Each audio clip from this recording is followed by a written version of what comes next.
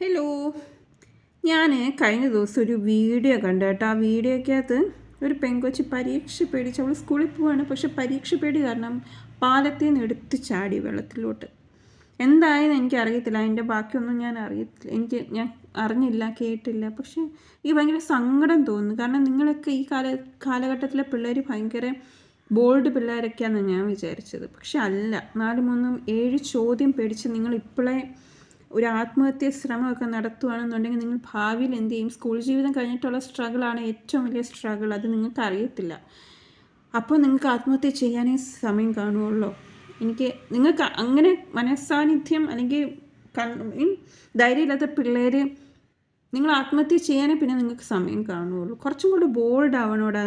ഒന്നുമല്ല, ഈ ഒന്നുമല്ല. 10ാം ക്ലാസ്സിൽ 100 അല്ലെങ്കിൽ +2 100 ഫുൾ A+ ഒക്കെ വാങ്ങിച്ചാൽ കൂടിപ്പോയാൽ ആ ഫലവും പ്രശസ്തി പത്രവും പൊന്നാടിയൊക്കെ എടുത്ത് ഷെൽഫിൽ വെക്കാം.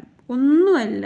നിങ്ങൾ ഒരു കാര്യം ശ്രദ്ധിക്കണം. നിങ്ങളുടെ കൂട്ടത്തിൽ ഏറ്റവും പഠിത്തത്തിൽ അക്കാഡമിക് ലെവൽ അല്ലെങ്കിൽ സ്കൂളുകാർ പോലും തള്ളിപ്പറയുന്ന പിള്ളേരൊക്കെ ഉണ്ടാവും.